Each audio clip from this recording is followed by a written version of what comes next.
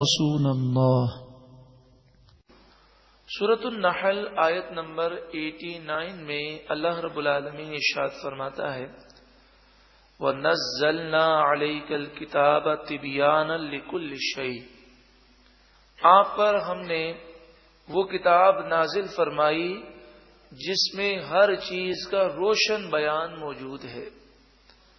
حضرت عبداللہ بن عباس رضی اللہ تعالی عنہما فرماتے ہیں لو دعا لی اقال بعیر لوجدته فی کتاب اللہ، اگر میرے اونٹ کی رسی بھی کھو جائے تو میں اللہ کی کتاب میں تلاش کر سکتا ہوں۔ اور آگے فرماتے ہیں جمیع العلم فی القرآن، تمام کا تمام علم قرآن میں موجود ہے، لیکن تقاصر عنہ افہام الرجال، لیکن لوگوں کی عقلیں سمجھنے سے قاصر ہیں۔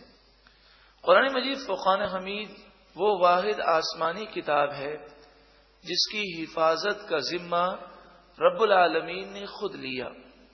سورہ ہجر آیت نمبر 9، انا نحن نزلنا الذکر وانا لہ لحافظون، بے شک اس قرآن کو ہم نے نازل کیا اور ہم ہی اس کی حفاظت کریں گے۔ قرآن مجید فرقان حمید وہ پیاری کتاب ہے جس میں ظاہری، باطنی، جسمانی، روحانی تمام بیماریوں کی شفا موجود ہے۔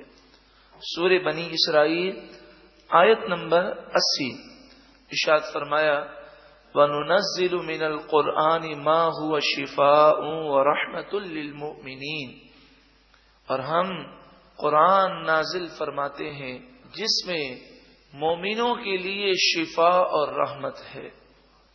حضرت عبداللہ بن عمر رضی اللہ تعالی عنہما سے مروی ہے نبی کریم صلی اللہ علیہ وآلہ وسلم نے ارشاد فرمایا ان هذه القلوب تصدع كما يصدع الحديد اذا اصابه الماء، نبی کریم صلی اللہ علیہ وآلہ وسلم نے ارشاد فرمایا جس طرح لوہے پر پانی لگ جائے تو زنگ لگ جاتا ہے، ویسے دلوں پر بھی زنگ لگ جاتا ہے۔ قیل یا رسول اللہ صلی اللہ علیہ وسلم وما جلاؤها، عرض کی گئی یا رسول اللہ صلی اللہ علیہ وسلم جب دلوں پر زنگ لگ جائے تو اب یہ زنگ دور کیسے ہو؟ قال کثرت ذکر الموت و تلاوت القرآن، عقید جہاں صلی اللہ علیہ وآلہ وسلم نے ارشاد فرمایا موت کو کثرت سے یاد کیا جائے اور قرآن پاک کی تلاوت کی جائے، اس کی برکت سے دلوں کے زنگ دور ہو جاتے ہیں۔ آخر میں قرآن پاک کی فضیلت میں یہ روایت سماعت کر لیں، جب کوئی قوم اللہ کے گھر میں جمع ہوتی ہے اور اللہ کی کتاب قرآن کو پڑھتی ہے، پڑھاتی ہے، سیکھتی ہے، سکھاتی ہے تو اس پر کیا رحمتوں کی بارشیں ہوتی ہیں۔